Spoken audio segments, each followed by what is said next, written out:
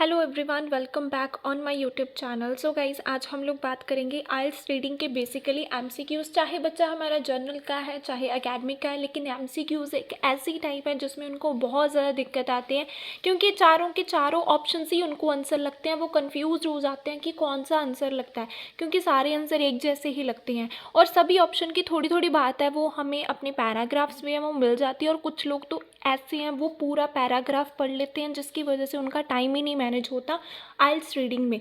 सो आज मैं आपको टिप्स एंड ट्रिक्स बताऊंगी कि हम लोग जो एमसीक्यूज हैं वो किस तरीके से सॉल्व कर सकते हैं। चाहे आप जर्नल आइल्स कर रहे हो, चाहे आप एकेडमिक कर रहे हो, अगर आप एस्ट्रिक का यूज़ करते हो तो डेफिनेटली आपका जो स्कोर है वो आएगा। इससे आपका टाइम भी है वो भी सेव होगा। सो आपको पूरा पैराग्राफ पढ़ने की कोई ज़रूरत नहीं होती हर एक क्वेश्चन में। और कुछ स्टूडेंट तो इस तरीके से रीडिंग करते हैं, पहले पूरा पैसेज पढ़ेंगे और फिर उसके बाद रीडिंग को करेंगे। So totally wastage of time है वो चीज़ें। सो आपने इस टेक्निक से करके देखना है, आपको एक्यूरेसी भी मिलेगी। और आज मैं आपको बिल्कुल भी ट्रांसलेशन करके नहीं बताऊंगी, पैसेज की भी क्वेश्चन की भी कोई ट्रांसलेशन नहीं होगी। हम विदाउट ट्रांसलेशन जो है अपने एमसीक्यूज़ को है वो करके देखेंगे और आपको पता चल जाएगा कि हाँ, एमसीक्यूज़ तो हम बिना ट्रांसलेशन के भी कर सकते हैं। सिर्फ जिस तरीके से मैं करूँगी उसी तरीके से आपने करना है। मैं सिर्फ पैराग्राफ रीड करूँगी और कुछ भी ट्रांसलेट करके नहीं बताऊँगी, सीधा हम अपने आंसर को फाइंड आउट करेंगे। सो ज़्यादा टाइम को वेस्ट ना करते हुए हम लोग अपनी वीडियो को स्टार्ट करते हैं। क्वेश्चन है वो है, which aspect of Roman road building does the writer mention in section A. ठीक है, ये हमारे पास क्वेश्चन दिया हुआ है कि कौन सा एस्पेक्ट है जो राइटर ने मेंशन करा है फर्स्ट पैराग्राफ में, किसके रिगार्डिंग, रोमन रोड के रिगार्डिंग। ठीक है, तो ये हमारे पास क्वेश्चन हो गया। सबसे पहले क्वेश्चन को पढ़ना है। क्वेश्चन पढ़ने के बाद हमने क्या करना है, इसमें से कीवर्ड पिक करने हैं। सो इसमें क्या, हमें पैराग्राफ जो ए है वो पूरा पढ़ना पड़ेगा। अगर कोई क्वेश्चन में आपको इस तरीके से मेंशन होता है कि सेक्शन ए पढ़ो, पैराग्राफ ए पढ़ो, सी पढ़ो, तो उस पैराग्राफ को आपको पूरा पढ़ना होता है। लेकिन जो इसके आगे वाले क्वेश्चन है उसमें तो एक या दो लाइन ही जस्ट पढ़नी होती है, वो मैं आपको बताती हूँ। सबसे पहले हमने क्वेश्चन को पढ़ लिया, फिर हम क्या करेंगे, पैराग्राफ ए को हम लोग देखेंगे। ठीक है, इनको पहले नहीं पढ़ना है, ऑप्शंस को पहले नहीं पढ़ना है, सिर्फ क्वेश्चन पढ़ के हम अपने जो पैराग्राफ ए है उसको रीड आउट करते हैं। और मैं कोई ट्रांसलेशन नहीं करूँगी, देखना आपको फिर भी आंसर है मिल जाएगा। जिस बच्चे को ऐसा लगता है कि हमें ट्रांसलेशन आनी ज़रूरी है रीडिंग के लिए, एक बार इस ट्रिक को यूज़ करना, आपका स्कोर डेफिनेटली आएगा ही आएगा। और सेक्शन 3 है, ये पैसेज 3 है जो आप लोग बहुत ज़्यादा डिफिकल्ट कंसीडर करते हो, चाहे बच्चा हमारा एकेडमिक का है चाहे जनरल ट्रेनिंग का है। सो गाइज, ऑनलाइन क्लासेस के लिए आप गिवन नंबर के टेक्स्ट कर सकते हो, सिंगल मॉड्यूल को भी आप लोग ज्वाइन कर सकते हो। सो अब हम लोग देखते हैं हमारा फर्स्ट पैराग्राफ। अब ये हमारे पास फर्स्ट पैराग्राफ है, तो मैंने जस्ट इसको रीड आउट करना है। ठीक है, the long straight roads build by the Roman have in many cases become just as famous in the history as their greatest emperor as general. So क्या है, famous greatest emperor generals, building upon more ancient routes, creating huge number of new ones. Roman engineers were fearless in their plans to join one point to another in a straight as line possible, whatever the difficulties in the geography and cost in manpower. Consequently, road require bridges, tunnel, and many other architecture and engineering feature to create a series of breathtaking but highly useful monuments which spread from Europe to east part of the Roman Empire. अब मैंने पूरा पढ़ लिया, अब हम अपना answer देखते हैं। इसका जो आंसर है वो आएगा बेसिकली, इसमें आप देख लो कहीं पर भी आपको फाइनेंस की बात, पावरफुल पीपल की बात कहीं पर भी आपको नहीं मिलेगी। फाइनेंस तो है ही नहीं वर्ड इसमें, तो ये तो हमारा आंसर नहीं आएगा। ठीक है, number of people involve in building, कितने लोग इन्वॉल्व थे बिल्डिंग के लिए, बताया कितने लोग इन्वॉल्व थे, कुछ नहीं बताया उन्होंने भी कितने लोग थे, कम थे ज़्यादा थे। ठीक है, ये कोई बात नहीं हुई है। यहाँ पे नंबर था लेकिन ये रोड है, huge number of new ones, मतलब वो रोड बना रहे थे न्यू, लेकिन यहाँ पे अभी लोग ज़्यादा थे इन्वॉल्व, तो ये भी आंसर नहीं आएगा। Strength and permanence of the road, strength और परमानेंस रोड की, स्ट्रेंथ बताइए कहीं पर, परमानेंस बताया कि ये जो रोड है वो परमानेंस होगा, सो इसकी भी कोई बात नहीं है। अब हमारा आंसर कौन सा बचा हमारे पास, ऑप्शन नंबर बी। अब आता है कि ऑप्शन नंबर बी हमारा कैसे आंसर हो सकता है। पहले तो मैंने सारे एलिमिनेट कर दिए जो वर्ड मैंने इसमें नहीं रखे हैं। ठीक है, फिर उसके बाद है मैग्निफिसेंस, ठीक है, and practicality of the road. तो ये कैसे होगा, एक तो यहाँ पे हमें वर्ड मिला है फेमस, ठीक है, फिर उसके बाद ब्रेथ टेकिंग, ओके, ये सारी किस किस लानी है मैं, मैग्निफिसेंट मतलब ब्यूटीफुल, यहाँ पर भी बोला है हाईली यूजफुल मॉन्यूमेंट्स, ठीक है। प्रैक्टिकलिटी क्या है, वो रोड को यहाँ पे क्या कर रहे थे, बना रहे थे, ठीक है, रोड को प्रैक्टिकली वो कनेक्ट कर रहे हैं, बना रहे थे रोड को, तो रोड को बनाने की बात भी हुई है, प्रैक्टिकल करने की भी बात हुई है, magnificent, breath taking, famous, useful, ये सारे वर्ड्स हमें मिल गए। तो इसका आंसर हमारा कौन सा आएगा, वो होगा हमारा option number B. I hope so आपको क्लियर होगा। नेक्स्ट क्वेश्चन देखते हैं।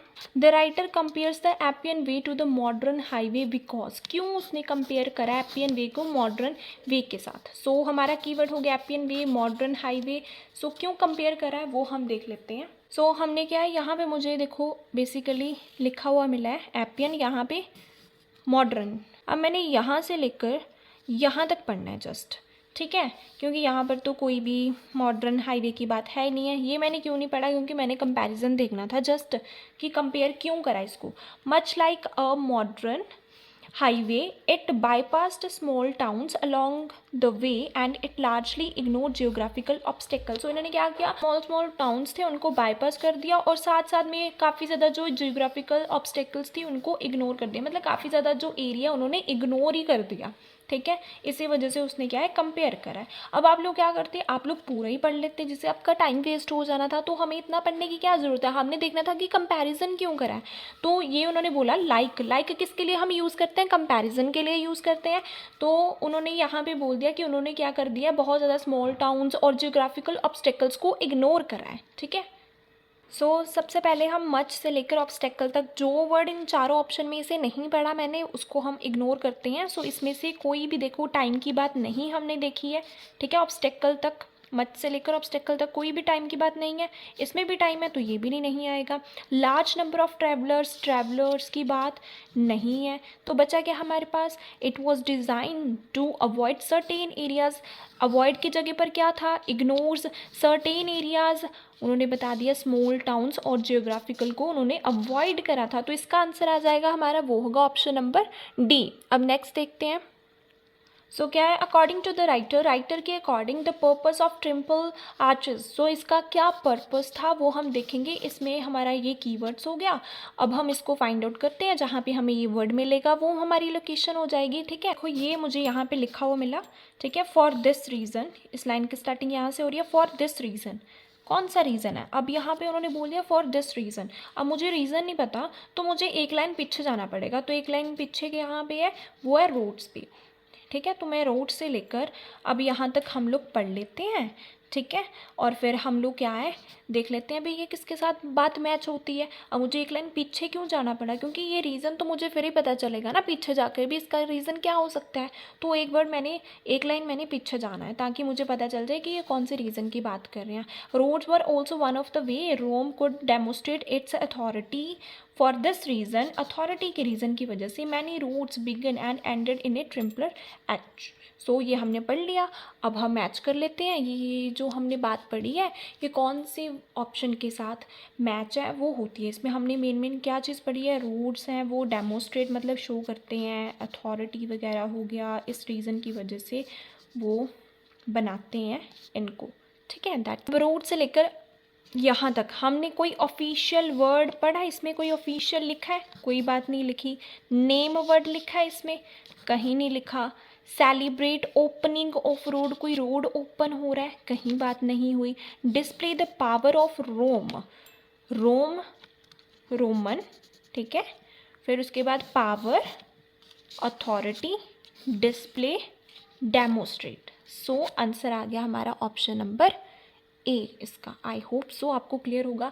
देखो जहाँ पर आपको आपके कीवर्ड्स मिलते हैं ना, उस लाइन की स्टार्टिंग से लेकर एंडिंग तक पढ़ना है। ज़्यादा पढ़ने की एमसीक्यू में ज़रूरत ही नहीं है। अगर ज़्यादा पढ़ोगे तो कन्फ्यूज़न होगी, उतने ऑप्शन में कन्फ्यूज़न आप क्रिएट करोगे। जितनी हमारे क्वेश्चन की रिक्वायरमेंट है तो उतना पढ़ो ना, ज़्यादा एक्सेस में पढ़ने की कोई ज़रूरत नहीं है, टाइम वेस्ट कर रहे हो आप लोग, ठीक है।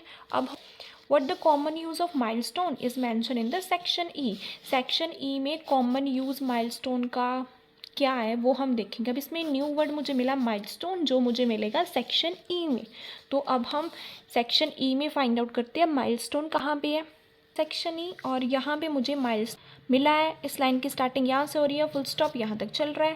दैट्स इट, बस इतना ही पढ़ना है मुझे, बस इतना पढ़ना है, इसके बीच में ही आंसर होगा। ऊपर पढ़ने की कोई ज़रूरत नहीं है, क्योंकि ऊपर कहीं पर मुझे माइलस्टोन थोड़ी मिला है, यहाँ पे मुझे मेरा कीवर्ड मिला है क्वेश्चन का।